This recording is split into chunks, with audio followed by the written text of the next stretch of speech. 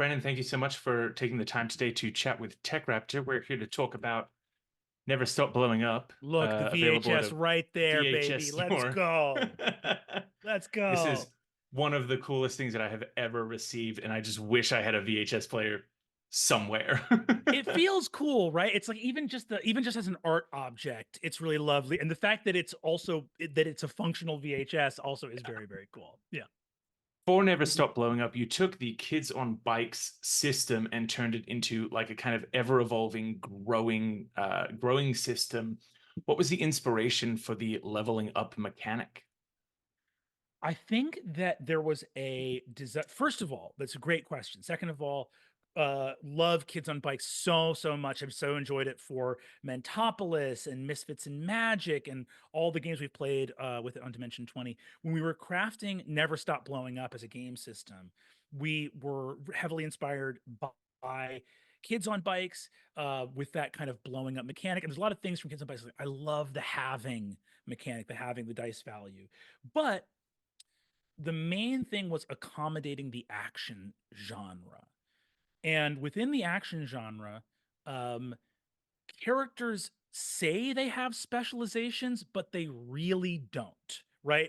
Like you look at action movies and someone's the sniper and someone's the hacker, but really they all know kung fu, they can all drive cars fast. Like everyone's kind of great at everything, right?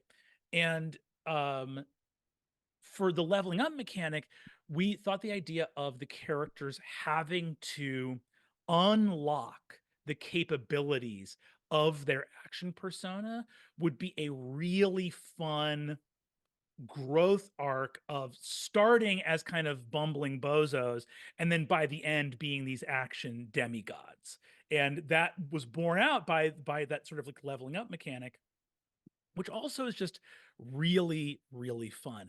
I think that one of the elements of TTRPGs that is always going to stay um, as a very like as a part that players tend to seek out is the sort of power fantasy of improvement, which doesn't need to get to like 20th level D&D Archmage world bending power, but just that part of like, oh, because of the choices I made, I got a little bit better, right?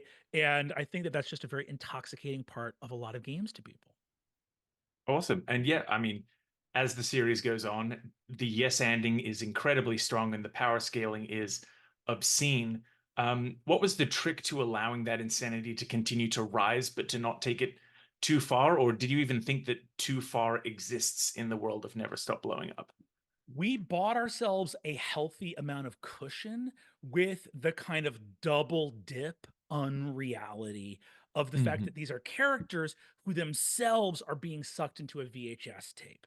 So you have this nice play space where the characters can really do outrageous, surreal things with the understanding that their real lives in Lake Elsinore are being impacted, even as this kind of heightened reality of Never Stop Blowing Up can accommodate these wilder choices. So you fly to space, you stab someone with the Washington Monument, a car gets split in half, and Jaquan and Bad Bunny, tear off somewhere into Long Beach. Like all of these impossible things are accommodated in the cartoonishness of this magical VHS tape, while the characters get to say, yeah, this is cartoonish, but if we die here, I die in Lake Elsinore, Mhm. right? Like, I think that was a nice little buffer that allowed people to be zany, but still keep an emotional North Star of what their character was trying to accomplish.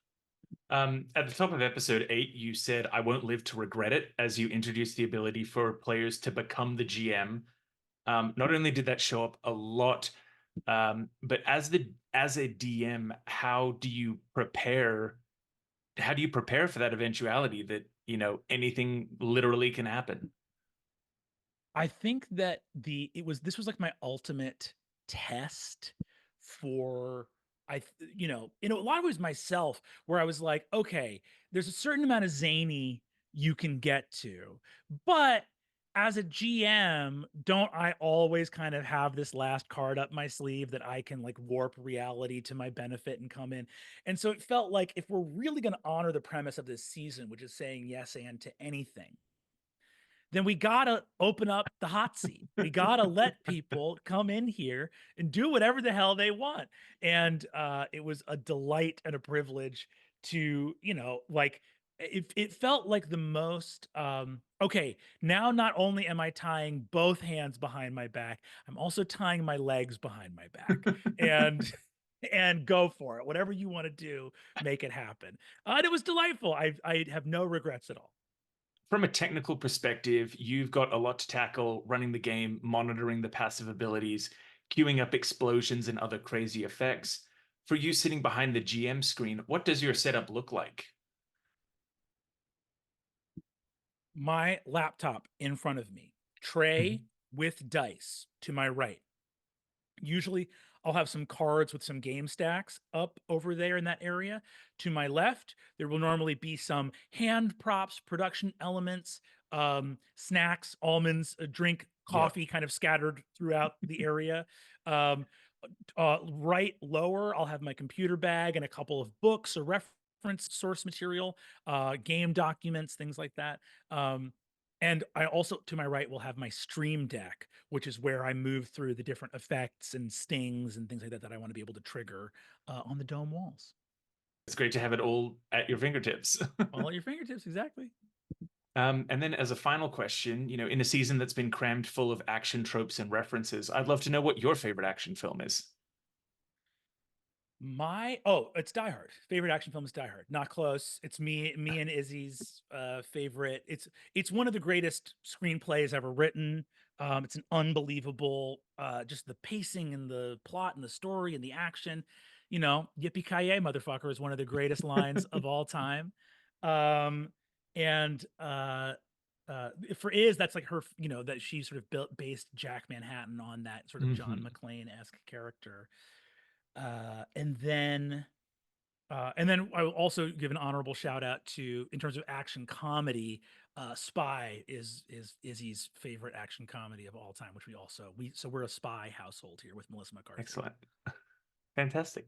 Well, thank you so much for taking the time to talk today. The final episode of Never Stop Blowing Up is up today. Um, Fantastic. Thank you so much. Thank you, Andrew. Lovely talking to you.